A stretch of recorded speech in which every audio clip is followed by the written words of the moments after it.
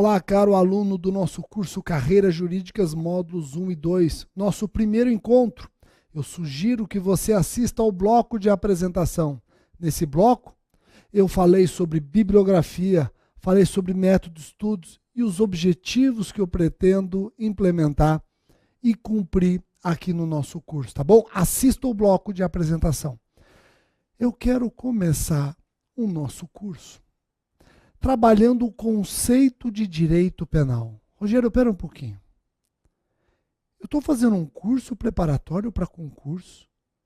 Pressupõe que eu já sou formado, bacharel em direito, e você vem um conceito de direito penal? Caiu em concurso. Mas não caiu qualquer conceito de direito penal. Vejam só. Quando eu falo em direito penal e o seu conceito, eu tenho que lembrar primeiro do conceito sob o aspecto formal ou estático. Sob o aspecto formal ou estático, direito penal é o conjunto de normas que qualifica certos comportamentos humanos como infrações penais, define os agentes dessas infrações e fixa as sanções a serem lhes aplicadas. Pronto. Esse é o conceito de direito penal sob o aspecto formal ou estático. Eu também posso conceituar o direito penal sob o aspecto material. Sob o aspecto material, o direito penal refere-se a comportamentos considerados altamente reprováveis ou danosos ao organismo social, afetando bens jurídicos indispensáveis à própria conservação e progresso da sociedade. Mudou então, hein?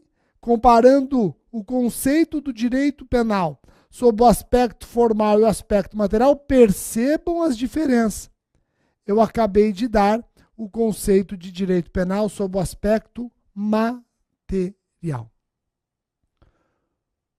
No TJ do Paraná, o examinador queria o conceito de direito penal sob o enfoque sociológico ou dinâmico. Rogério, então a coisa cai mesmo? Cai.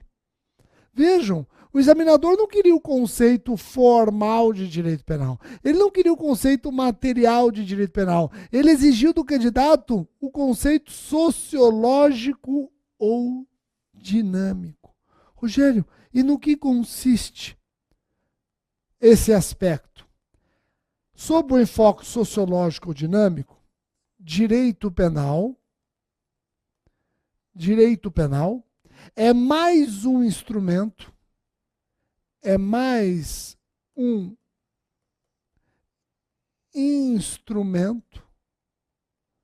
de controle social.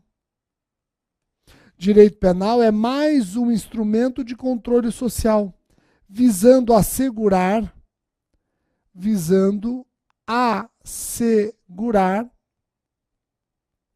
a necessária disciplina para a harmônica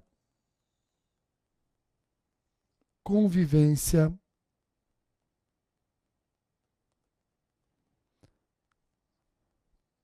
dos membros da sociedade. Então, sob o aspecto sociológico dinâmico, o direito penal é mais um instrumento de controle social, visando assegurar a necessária disciplina para a harmônica convivência dos membros da sociedade.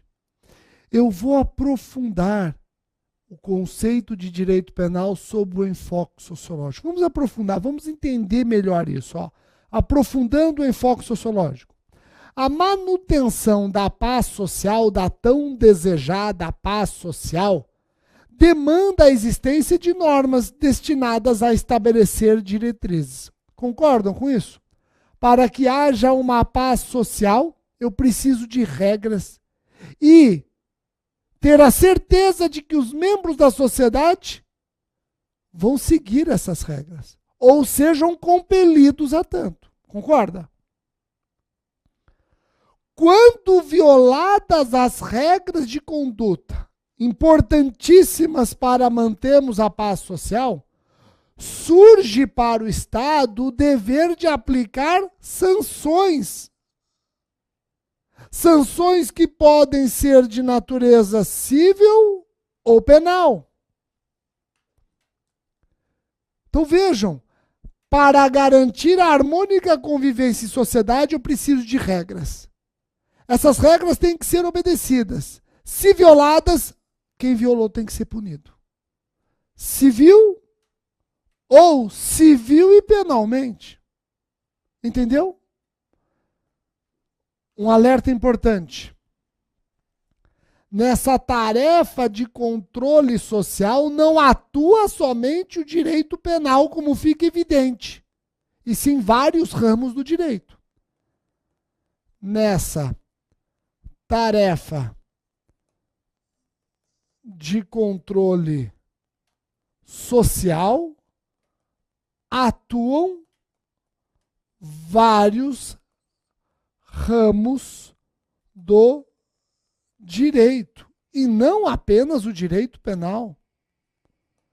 E não apenas o direito penal, vários ramos do direito.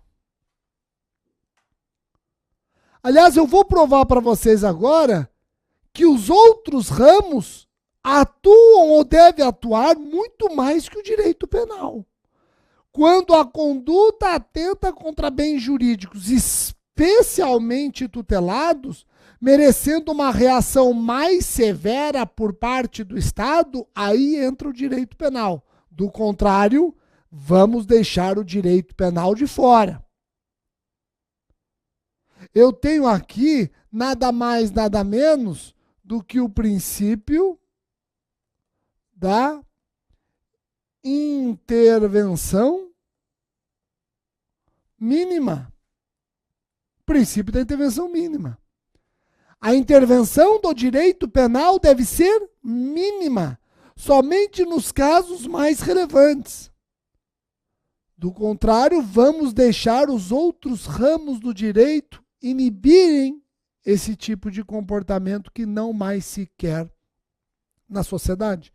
Importante observar o seguinte: o que diferencia a norma penal das demais, o que diferencia a norma penal das demais é a espécie de consequência jurídica. No direito penal, qual é a consequência jurídica regra? É a pena privativa de liberdade. É a pena privativa de liberdade. Por isso, o direito penal tem que ser usado com cautela. Por isso, vigora no direito penal o princípio da intervenção mínima.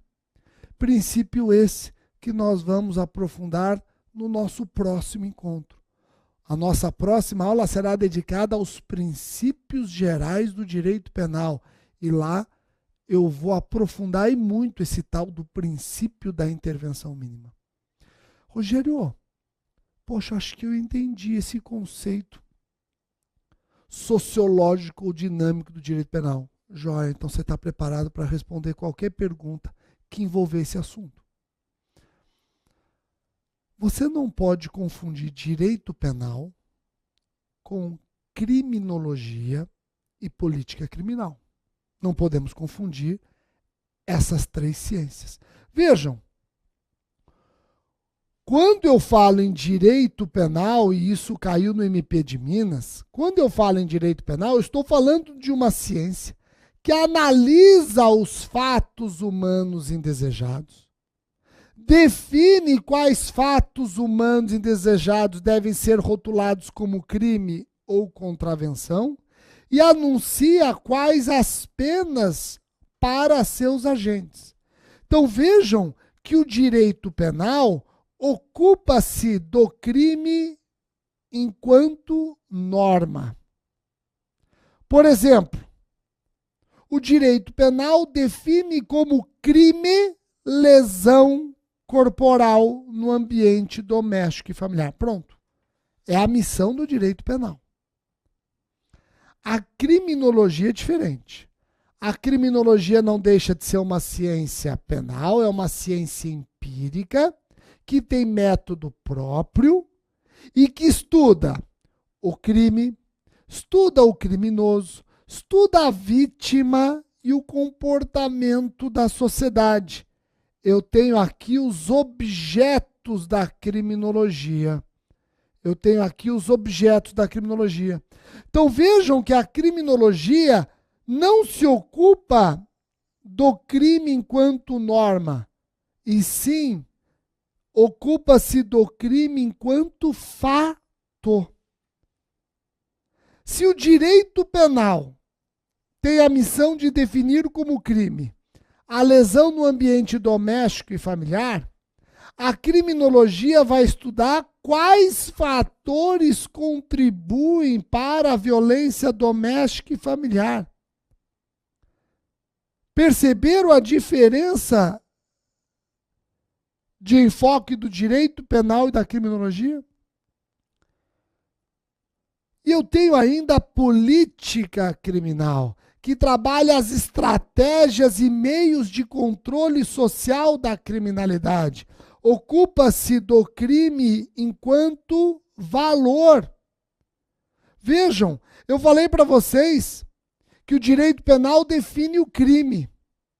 A criminologia estuda quais os fatores que contribuem para essa tal violência doméstica e familiar. E a política criminal? Ela vai estudar como diminuir a violência doméstica e familiar. Quais as estratégias para controle social dessa criminalidade. Com essa tabelinha fica muito fácil você diferenciar as três ciências. Mas para que você não tenha dúvidas, eu construí aqui uma resposta caso o seu examinador explore isso novamente no concurso. Observa-se o principal diferencial indicativo dos objetos do direito penal, da política criminal e da criminologia. Vejamos. A criminologia não se preocupa com o conteúdo normativo a ser aplicado ao delinquente, mas estuda o delinquente como ser, assim como a vítima e o controle social. Analisa os fatos praticados e suas consequências no sentido da busca de entendê-los como fatores formadores do complexo criminal. Não se atém à imputação da pena e à situação derivada desta imputação. A norma merece desenvolvimento científico à parte. Aliás, dela a norma penal se ocupam o direito penal e a política criminal em âmbitos diferenciados e estranhos ao mundo dos fatos e da criminologia. Então vejam que eu construí aqui uma resposta para vocês que retrata muito bem o que nós comentamos neste quadro aqui, explorado no MP de Minas. Tá ok? Qual a missão do direito penal? Isso também caiu um concurso. Qual é a missão do direito penal? Na atualidade, a doutrina divide a missão do direito penal em duas. Eu tenho uma missão imediata e uma missão imediata. Vamos aprofundar as duas. Vamos começar pela missão imediata. A missão imediata do direito penal qual é? O controle social. Limitação ao poder de punir do Estado. Espera um pouquinho, Rogério. Espera um pouquinho. Você está dizendo que o direito penal ele tem como missão o controle social e, ao mesmo tempo, limitar o poder de punir do Estado, que busca exatamente esse controle? Sim. Vejam, se de um lado um lado, o Estado controla o cidadão, impondo-lhe limites e pondo-lhe limites. De outro lado,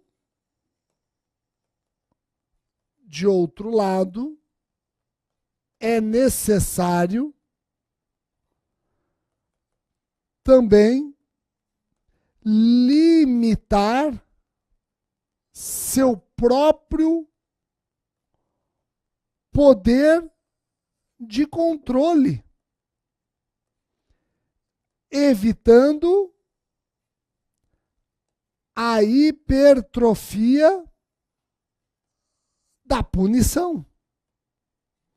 Se de um lado o Estado controla o cidadão e tem que controlar, impondo regras para garantir a paz, de outro lado, o próprio poder de controle tem que ter limites para evitar a hipertrofia da punição, o abuso.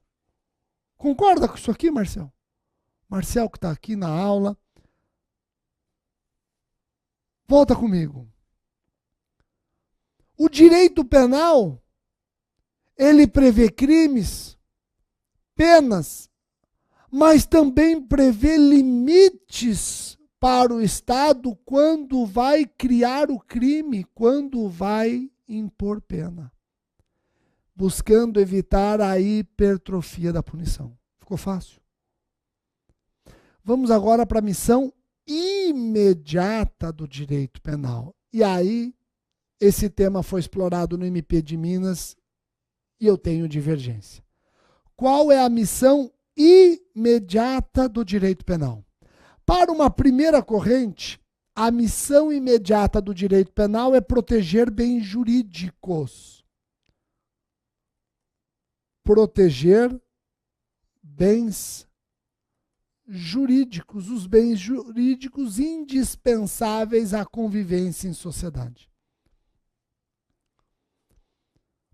Aqui você vai encontrar o funcionalismo de Roxin. Então, para a primeira corrente, a missão imediata do direito penal é proteger bens jurídicos. E a segunda corrente? A segunda corrente fala, não. A missão imediata do direito penal é assegurar o ordenamento jurídico, a vigência da norma. Assegurar o ordenamento jurídico, a vigência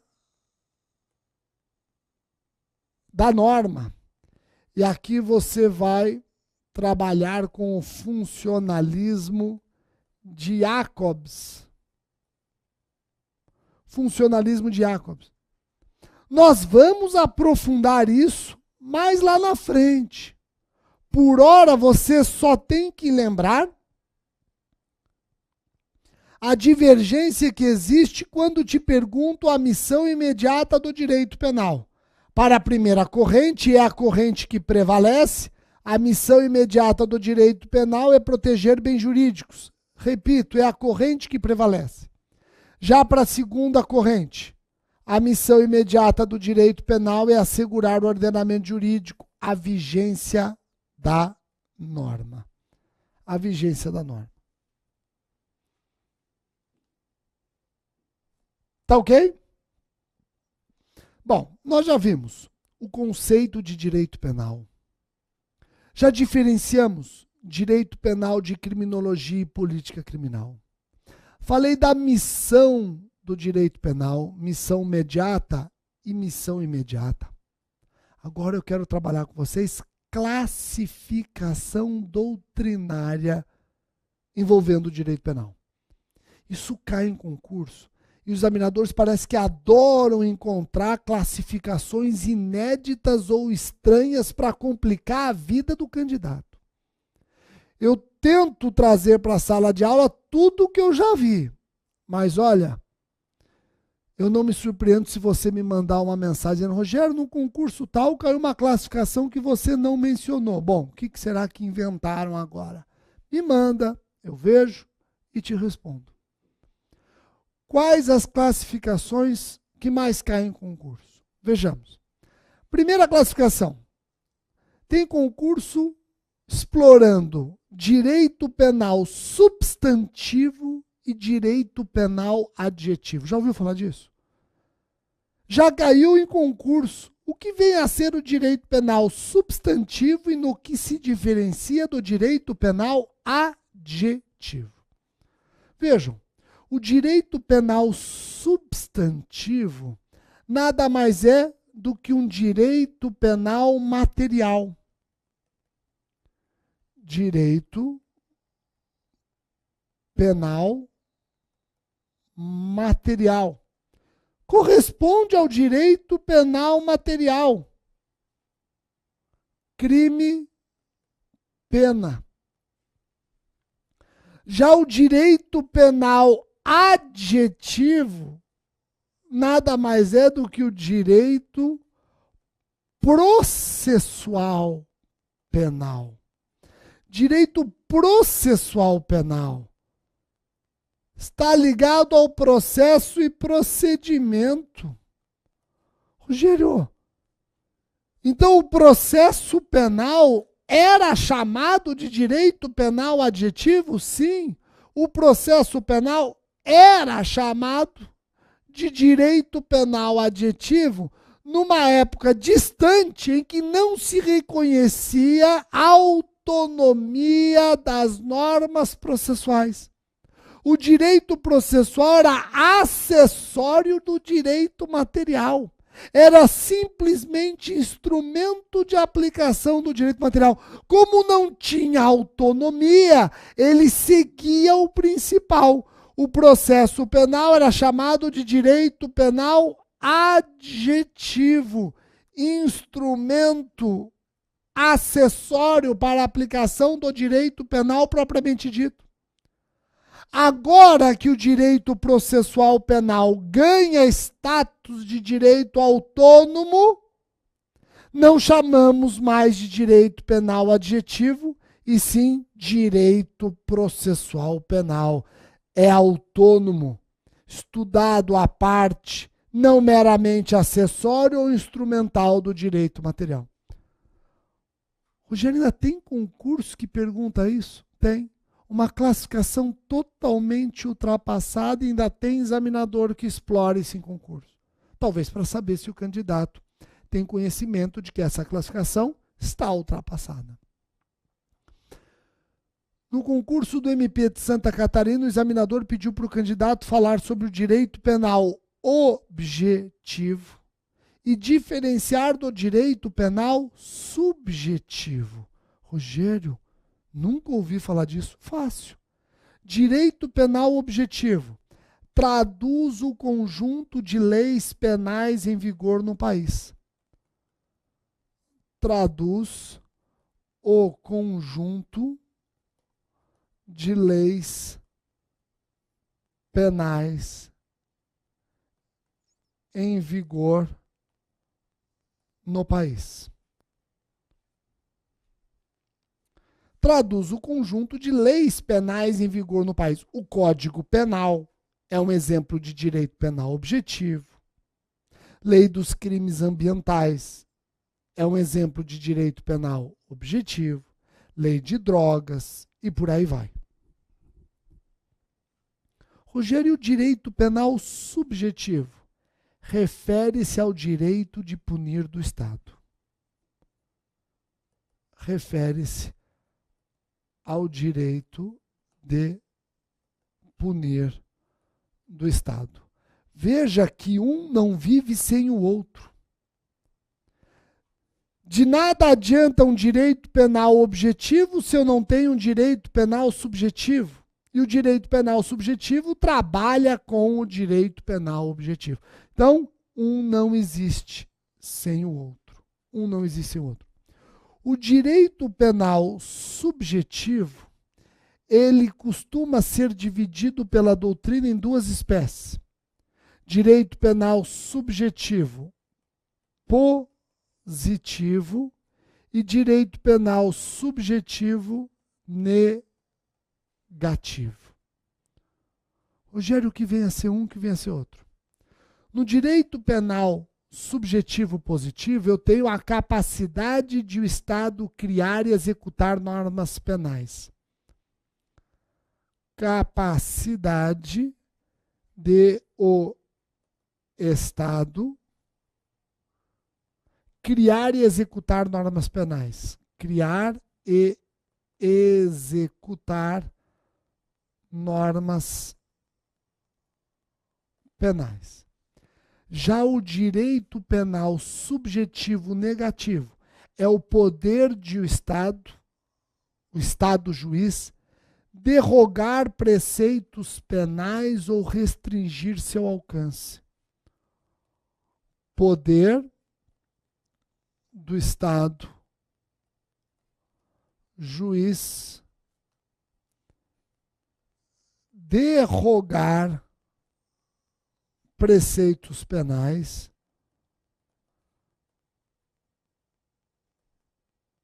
ou restringir seu alcance. Ou restringir seu alcance. E aqui eu posso lembrar o controle de constitucionalidade exercido pelo Poder Judiciário. Controle de constitucionalidade exercido pelo Poder Judiciário. Tá ok? Então você não pode confundir o direito penal objetivo, que traduz o conjunto de leis penais em vigor no país, com o direito penal subjetivo, que está ligado ao direito de punir do Estado. Direito de punir do Estado, que obviamente não é absoluto, não é incondicionado, não é ilimitado. Eu já expliquei isso. O direito de punir é monopólio do Estado, mas é um direito condicionado, limitado. O direito de punir estatal não é absoluto, incondicionado e limitado. Ele encontra limites, limites quanto ao modo, quanto ao espaço e quanto ao tempo. Eu vou aprofundar isso no próximo bloco. Vou aprofundar os limites quanto ao modo, quanto ao tempo e quanto ao espaço no próximo bloco.